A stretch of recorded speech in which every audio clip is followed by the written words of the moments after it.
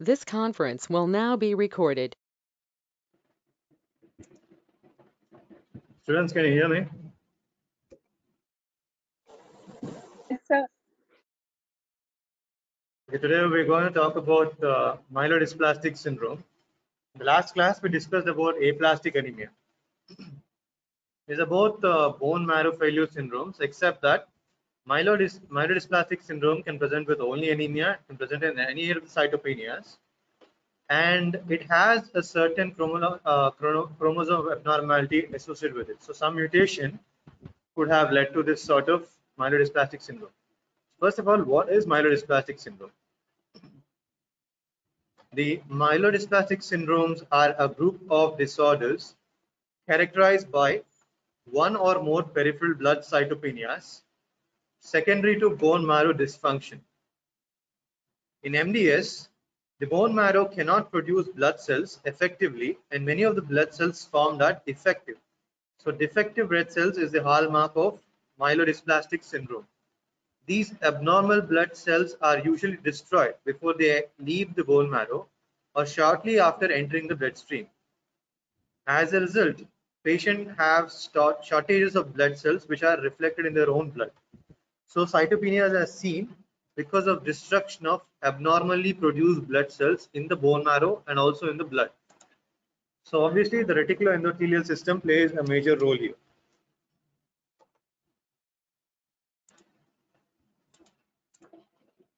What are the characteristics here? Varying degree of trilineage cytopenia. That means red blood cells, WBC and platelets. There will be dysplasia, there will be abnormal cells, normocellular or hypercellular bone marrow. It's not going to be hypocellular, it's going to be normocellular or hypercellular. It may progress to acute leukemia. So further differentiation or excessive differentiation of blasts can lead to leukemia, uncontrolled proliferation of bone marrow cells. The signs and symptoms are excessive tiredness, shortness of breath, and pale skin. They can be caused by anemia. Serious infections with high fevers can be caused by leukopenia, and in particular by having neutropenia or granulocytopenia, that is too few mature granulocytes. And because of platelet defect, there can be excessive bruising and bleeding. Frequent or severe nosebleeds, bleeding from the gums can be due to thrombocytopenia. Uh, so what is the incidence of myelodysplastic syndrome? It's a disease of the elderly. It's predominantly a disease of the elderly. The median age is 65 years. It doesn't usually occur in younger age group. Less than 10% are younger than 50 years. Incidence rates are 1 in 1 lakh population per year. Incidence rise to 1 lakh 1,000, sorry, 1 in 1,000 per year in greater than 60 years old. So you can see it's almost 100 times more in the age group greater than 60 years. So that is why it's a disease of the elderly. Male slightly higher than female. There's a slight male predisposition. Next, coming to MDS etiology. There are two etiological categories of MDS. One is de novo, that means it's new and associated with benzene exposure, cigarette smoking, any viruses, and Fanconi's anemia. The next one is therapy related. That means it's associated with alkylating agent chemotherapy. Alkylating agents are, for example, anthracycline. You can have doxorubicin, and also associated with radiation. So these drugs can also cause myelodysplastic syndrome because they affect the bone marrow. Now, etiology, there's a pool of stem cells that undergo proliferation and differentiation. If there is abnormal proliferation or abnormal differentiation, can be a leukemia dominant of the mutant type.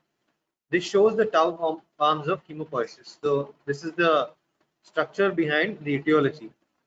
MDS, because of poor differentiation, can cause dysplastic form of cell, leading to a trilineage cytopenia. This shows how the stem cell is affected.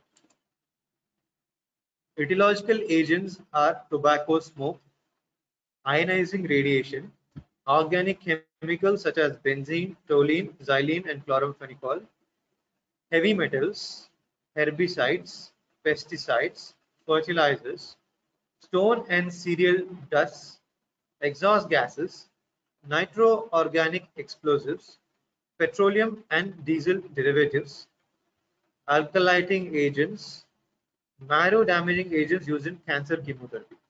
So you have to understand that therapeutic treatment for cancer can have this side of side effects, can cause myelodysplastic syndrome. Eventually, if there is uncontrolled proliferation of abnormal cells, that can lead to leukemia. So alkalizing agents can also lead to leukemia. So chromosomal abnormalities and MDS. Chromosomal abnormalities are present in up to 50% of de novo cases of MDS and in virtually all cases of secondary MDS. The most common are monosomy 7 or trisomy 7, trisomy 8, 5q deletion, 7q deletion, 11q deletion, etc. So the frequency 5q deletion is the most common abnormality that is seen in myelodysplastic syndrome. Deletion of the long arm of chromosome 5 is called 5q deletion or 5q syndrome. It's strongly associated with refractory anemia. This is not rheumatoid arthritis, it's refractory anemia. 5q accounts for up to 70% of cytogenic abnormalities in this subtype. So 70% of cytogenic abnormalities can occur in refractory anemia. Now, refractory anemia is seen in myelodysplastic syndrome, and a lot of other subtypes are also seen. We'll discuss that in the next few slides. The Q arm of chromosome 5 is particularly rich in genes which encoded hemopoietic growth factors and their receptors. So, for example, interleukin 3, interleukin 4, interleukin 5, granulocyte monocyte colony stimulating factor, and the monocyte colony stimulating receptor are located in this region. So, because these are essential for growth of the cells and differentiation of the cells, and also act as signals for apoptosis of these cells, if there is a deletion of 5q, then it is particularly rich in these genes, and that is why there will be uncontrolled proliferation or inadequate differentiation of these cells. The potential for the loss of any or all of these genes contribute to the disruption of ordered hemopoiesis. The next one is monosomy 7 and 7q.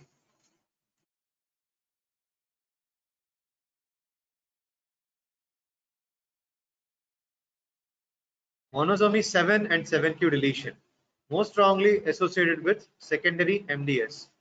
It's also associated with the loss of a major surface glycoprotein GP130 in neutrophils and neutrophils and susceptibility to bacterial infection secondary to impaired granulocyte monocyte chemotactic activity. So secondary MDS, that means because of deletion, MDS can occur. That's because of monosomy 7 or 7q deletion. Next, the deletion of Q arm of chromosome 11, that means 11q deletion. It accounts for 20% of the chromosome abnormality in refractory anemia with sideroblast. RAS is refractory anemia with sideroblasts. Sideroblasts are iron-laden RBCs or iron-laden cells seen in the bone marrow. This abnormality is associated with raised iron stores and high ring sideroblast counts. The presence of the gene which encoded the H subunit of ferritin at chromosome 11 may explain this.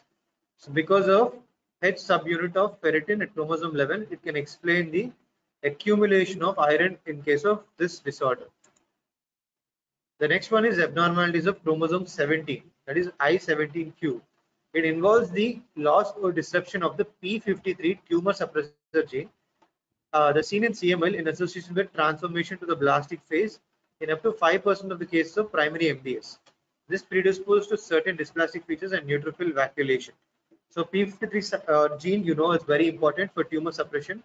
If that is deleted, then there will be an uncontrolled proliferation of blast cells. Eventually, that can lead to CML, and also can be seen in 5% of the cases of primary MDS. The next is abnormalities of chromosome 3. Dysmegakaryopoiesis, that means thrombocytosis and undifferentiated platelets and large megakaryocytes appear to be associated with abnormalities of chromosome 3. So these are the 5 abnormalities that we discussed. PIQ deletion is the most common, strongly associated with refractory anemia. Monosomy 7 and 7q deletion associated with secondary MDS. 11q deletion associated with refractory anemia with sideroblasts because of the ferritin subunit at chromosome 11. Chromosome 17, I17q, because of the disruption of p53 tumor suppressor gene. Abnormalities of chromosome 3 can produce cis megakaryopoiesis and thrombocytosis. That is abnormality of the platelets predominantly. So what is the importance of indication of chromosomal abnormalities? First, to confirm the diagnosis. You have a clinical diagnosis in mind. You go for bone marrow picture, you go for peripheral smear. There is characteristic features of myelodysplastic syndrome. In order to confirm the diagnosis, you need to go for chromosomal studies. To know the stage of disease, you have to know that if there is a particular chromosome abnormality, the prognosis of the disease will change as per that particular chromosome abnormality. So to know the direction of the progression of the disease, it's important. Multiple genetic abnormalities indicate late events in case of MDS. Multiple genetic abnormalities indicate late events in case of MDS. The next one is patterns of MDS evolution. There's 1, 2, 3. The first one, a stable group with no increase in bone marrow blast and a normal karyotype. There is no chromosome abnormality in this first. The second pattern is rapid blast transformation with acquisition of new cytogenic changes after an initial stable phase. So rapid blast transformation can go into blast crisis. There will be greater than 30% blasts in the bone marrow and in the peripheral blood with acquisition of new cytogenetic changes after an initial stable phase. So here you can have cytogenetic changes. The third pattern is gradually increasing blast count in the absence of new cytogenetic changes. So there will be a particular chromosome abnormality and that will be increasing the blast count slowly, gradually, chronically in the absence of new cytogenetic changes. So there won't be any mutations in the cells newly. So this is the hypothetical evaluation of MDS. First, we have the normal stem cell. It's clinically and hematologically silent. Initial genetic insult because of age, viral or chemical or radiochemical can cause some new abnormal clone. Because of a proto-oncogene mutation, that means the loss of p53 mutation or because of PIQ deletion, whatever, there will be a growth advantage. And then there is an expression of the abnormal clone. That means the abnormal clone will be expressed on the blood cells and a lot of abnormal clones will be seen in the blood cells predominantly. That's called pre-leukemia. The next one is karyotype abnormality and there is inhibition of normal hemopoiesis. So because of this mutation, there won't be any normal hemopoiesis and that will end mutation to frank leukemia clone. So if there is an MDS picture, it usually occurs at this stage of the disease, pre-leukemia, and also at the inhibition of normal hemopoiesis. Once the karyotype abnormality occurs, there will be a mutation to frank leukemia. So acute leukemia can occur in case of MDS. The clinical sequelae of MDS could be acute leukemia. This is an important classification for MDS called the FAB classification. So you just read this. This is refractory anemia. This is refractory anemia with ring sideroblasts. This is refractory anemia with excess blasts. This is refractory anemia with excess blast and T component. This is chronic monomyelocytic leukemia, right? So these are the names and the classification is based on the percentage of blast cells in blood and the percentage of ring sideroblasts. So first one, the blast cells in blood is less than 1% in case of refractory anemia and refractory anemia with ring sideroblasts. And here it's less than 5%. Here because of the T location, it's greater than 5%. This is called the T localization. CMML you have less than 5%. The blast cells in bone marrow here is less than 5%. In ring sideroblasts is less than 5%. In case of excess blast, it will be 5 to 20%. In case of T sorry, 20 to 30%. And CMML is less than 20%. Monocytes are usually less than 1% in all except in case of chronic myelomonocytic leukemia. And ring sideroblasts are greater than 15% in only in case of refractory anemia with ring sideroblasts. In everything else is less than 15%. So what are the features? Refractory anemia will obviously have anemia. Refractory anemia with ring sideroblasts will have anemia plus refractory cytopenia. That means there's going to be other sorts of cytopenia too. The same will be there with refractory anemia with excess blast, refractory anemia with excess blast with T localization, or rods in blast cells. Or rods can also be seen in CML. The next one is CMML. Increase granulocyte count and marrow pro-monocyte count. So pro-monocyte count will be increased in the bone marrow. That is why the monocytes are increased. So this is the FAB classification. We're going to talk a little about each of these. What is the clinical features? What is the morphological changes in the peripheral smear and bone marrow? And what is the prognosis of these diseases? First one is refractory anemia. First of all, what is refractory anemia? It is dysplasia of the erythroid series only. That means there is no cytopenia otherwise. There is no leukopenia, there is no thrombocytopenia. Clinically, anemia is refractory to hematinic therapy. So you give this patient iron therapy, you give the patient folic acid, you give the patient erythropoietin, you give the patient cyanocobalamin. These are hematinics and it is refractory. So in spite of giving these drugs, the anemia will not be improved. That means it's refractory anemia. And then you go for bone marrow picture and you also go for peripheral smear. Here, as we discussed before, the myeloblasts are less than 1% in blood and less than 5% in bone marrow. Less than 15% ring sideroblasts in the marrow. There will be no or rods. Other etiologies of erythroid abnormalities must be excluded. These include drug or toxin exposure, vitamin deficiency, viral infection, and congenital disease. So after excluding these things, then you can go for epidemiology and morphology. Look for the peripheral smear. 5 to 10% of the MDS cases can have refractory anemia, older patients usually. Morphology, poikilocytosis on peripheral smears. So a similar picture to bone marrow and a hypoproliferative picture will be seen in the bone marrow. But it is not because of iron deficiency anemia. When you find an poikilocytosis on the peripheral smear, you initially go for iron therapy. If there's no improvement because of oral iron or because of parenteral iron, then you have to make a diagnosis of refractory anemia and then go for bone marrow studies. The next is dyserythropoiesis with nuclear abnormalities. So megaloblastoid change can also be seen in case of refractory anemia, and less than 15% ring sideroblasts. 25% may have genetic abnormalities, and median survival is 66 months. There's 6% rate of progression to acute leukemia. A 6% rate of progression to acute leukemia. So this is the least fatal in terms of myelodysplastic syndrome. Here the peripheral smear shows anisopoikilocytosis. You see different shapes of RBCs here. You see teardrop cells. You can see some sort of dysmorphic RBCs here, and you can see there's some hypochromia also. So different sizes and different shapes. That's why it's called anisopoikilocytosis. The next is dyserythropoiesis on bone marrow aspirate.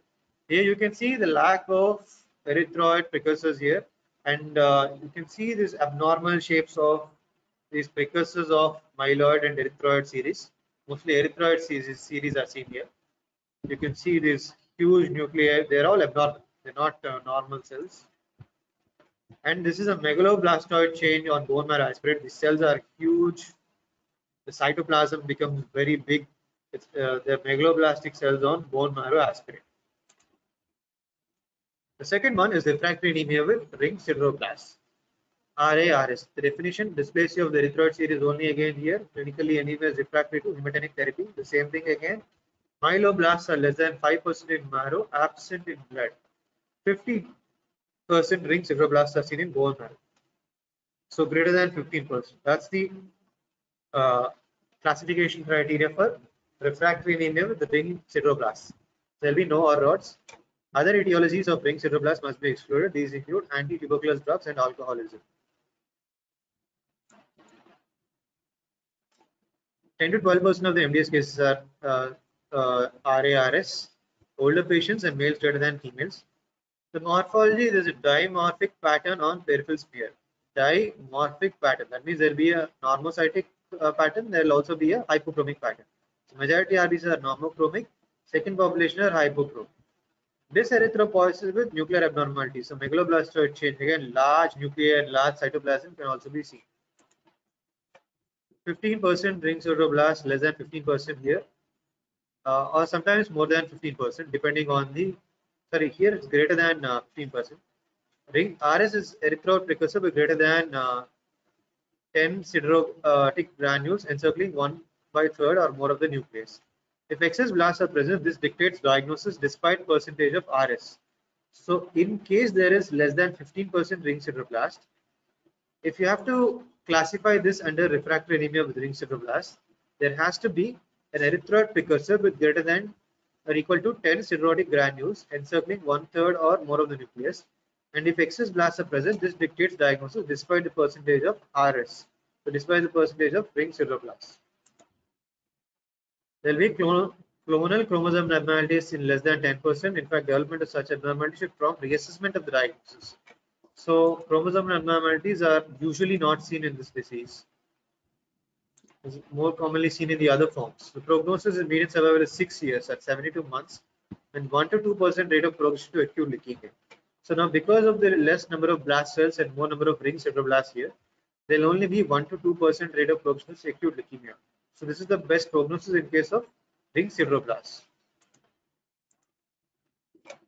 Here you can see the peripheral smear with small pale red cells and also normal red cells. So it's a dimorphic red cell population. So two types of red cells: normocytic, normochromic, microcytic, hypochromic. Here you can see the ring sideroblasts in the bone marrow here because of the deposition of iron around the cytoplasm and around the nucleus. Again, these are ring sideroblasts. And you see a megaloblastoid change in the bone marrow, large cells with large cytoplasm and abnormal nuclei can be seen. The third one is refractory anemia with excess blast. RAEB definition is refractory anemia of 5 to 19% myeloblasts in the bone marrow. That means less than 20% for sure. RAB1 is 5 to 9% in the bone marrow and less than 5% blasts in blood. RAB2, 10 to 19% blasts in the bone marrow and all rods are present. Epidemiology is 40% of the MDS cases. So this is the most common type of presentation in MDS and is seen in older patients.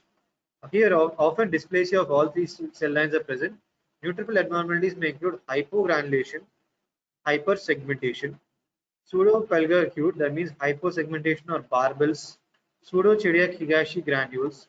Megakaryocyte abnormalities may include hypolobation and micro-megakaryocytes. Hypolobation and micro-megakaryocytes can be seen. And erythroid precursor abnormalities may include abnormal lobulation and megaloblastoid change and multinucleation. 0 to 19% myeloblasts in blood are seen, 5 to 19% in the bone marrow. Usually hypercellular, that is 10 to 15% are hypocellular. Abnormal localization of immature precursors may also be present. Immunophenotype here, the blast cells express CD13, CD33 or CD117, the only MDS with a relevant phenotype. So this immunophenotype is particular to this sort of refractory anemia with excess blasts. Here the chromosomal genetic abnormalities are found in 30 to 50% of the RAB cases. They include trisomy 8, 5, monosomy 5, deletion of 5q, monosomy 7, then deletion of 7q and complex karyotypes. Prognosis is median survival. RAB1 is 18 months, RAB2 is 10 months. And here there's 25% progression of leukemia and here 33% rate of progression to acute leukemia. So very high progression to acute leukemia. You can see a hypercellular bone marrow here. Multiple erythroid precursors are seen. The blast and hypogranulation can be seen here. You see a very less amount of cytoplasm here. And megaloblast with OR rods. You can see an OR rod here. These are OR rods. The ones that are seen at the ends of nuclei. And then you have some sort of Chediac Higashi granules. These granules that you see, they're called Chediac Higashi-like granules. They're seen in this ring refractory anemia with excess blasts. The next one is refractory anemia with excess blasts in T transformation. 21 to 30% blasts in the marrow, more than 5% in the bloodstream. Excessive numbers of monocytes, a type of white blood cell obviously. Normal or hypercellular marrow. It accounts for 25% of the cases. So the second most common type of presentation of MDS, refractory anemia with excess blasts and transformation. Now we have 21 to 30% blasts in the marrow and more than 5% in the bloodstream. The next one is chronic myelomonocytic leukemia, CMML. So chronic, sorry, it's just CMML, chronic myelomonocytic leukemia. 5 to 20% blast cells in the marrow, less than 5% in the bloodstream. Cytopenia of at least 2 cell lines and marrow or hypocellular or is normal. Accounts for 15 to 20% of the cases. The third most common presentation of MDS. CMML can present with splenomegaly, maculopapular skin infiltration, monocytic pleural or pericardial effusion, JMML, just juvenile myelomonocytic leukemia, and pallor, bleeding, hepatosplenomegaly, skin involvement can also be seen in CMML.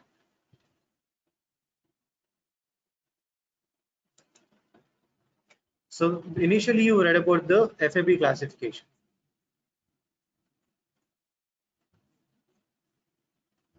I'm just going back to the classification so that I can compare with the WHO classification. This is the FAB classification.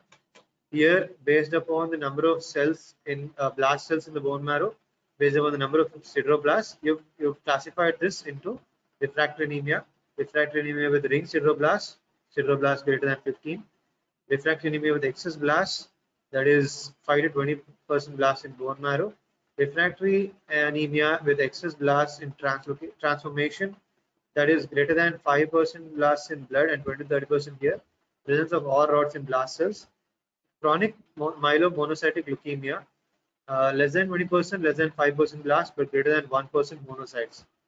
So that is the classification, FAB classification, 1, 2, 3, 4, 5. Whereas in case of WHO classification, you have one refractory anemia with ring sideroblast, refractory cytopenia.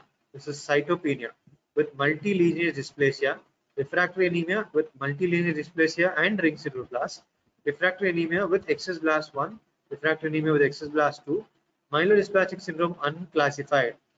Myelodysplastic syndrome associated with deletion of isolated 5q. So in FAB classification, there was refractory anemia. Here we have refractory anemia. There was refractory anemia with ring sideroblast. Here we have refractory anemia with ring sideroblast and refractory cytopenia with multilineage dysplasia and ring sideroblast. So here both cytopenias and refractory anemia were divided into two groups. And then we have refractory cytopenia with multidysplasia and refractory anemia. These two are divided into two groups. So these two were one in FAB, these two were one in FAB, and here these two were one in FAB. That was refractory anemia with excess blasts. And here myelodysplastic syndrome unclassified is a new entity. We do not know what it falls under.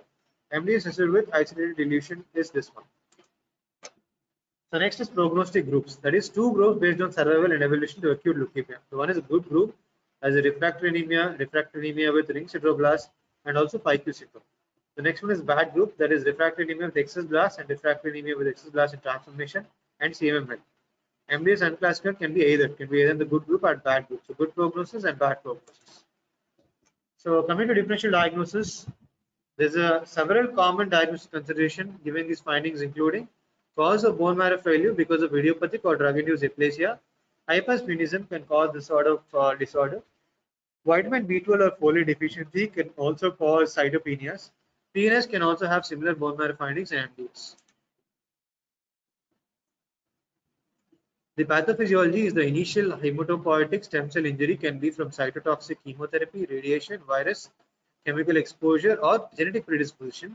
The clonal mutation predominates over bone marrow, suppressing healthy stem cells. So clonal mutation is the reason for proliferation of abnormal cells in the bone marrow and eventual destruction. So the laboratory findings of peripheral blood smear, you can have red blood cells, oval macrocytosis or hypochromia can be seen.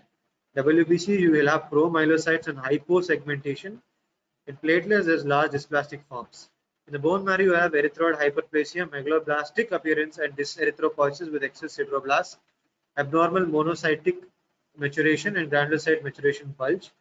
Platelet will have megakaryocytosis and dysthrombopoiesis. The bone marrow will have erythrodysplasia, ring sideroblasts, hyponucleated RBCs, and condensed chromatin pattern. Leukodysplasia, that is myeloid hyperplasia, partial maturation arrest at myelocytic stage. Thrombodysplasia, that is increased number of bizarre megakaryocytes, micromegakaryocytes, and mononucleus. So these are the abnormalities seen in bone marrow. Erythrodysplasia, that is an abnormality in the erythroid precursors. leukodysplasia, an abnormality in the leukoprecursors, thrombodysplasia, an abnormality in the megakaryocytes. So these are the several morphological abnormalities seen in bone marrow myelodysplastic syndromes. Peripheral smear, and you have bone marrow here, myeloid, and then megakaryocyte. Just a summary of all the ones that you can see here. So coming to survival time, refractory anemia, the survival time varies from 2 to 5 years in most series. Refractory anemia with ring sideroblasts, the same as RA, but probably these two are the best ones in terms of prognosis. Refractory anemia with excess blasts, they have a median survival for RAB2 is approximately 10 months. And refractory anemia with excess blast and transformation, the median survival time is 6 months or less. So you have to be very fast in these two cases to go for treatment. The treatment is chemotherapy or supportive therapy such as WBCs, RBCs, and platelet transfusions. And we have to go for bone marrow transplantation in relatively young patients. So myelodysplastic syndrome is most probably fatal in a lot of old patients, but you can have chemotherapy. Hypomethylating agents like azacitidine and decitabine can be used in case of this. And thalidomide derivative lenalidomide is one of the best drugs for MDS. Anti-thymocyte globulin cyclosporin are immunosuppressants that can be used for this disease. Another one is anti-CD52 monoclonal antibody elotuzumab. This can also be used in MDS. So the side effects and mechanism of action of these drugs are not discussed in this class because beyond the scope of this class. You can read that in pharmacology, you can read it in Harrison if you want. But yeah, this is the treatment or the chemotherapy for MDS. So the definitive treatment is bone marrow transplantation if you find a suitable donor, but usually done in younger patients, not older patients greater than 65 years. So that is the end of today's class. If you have any doubts, you can ask me.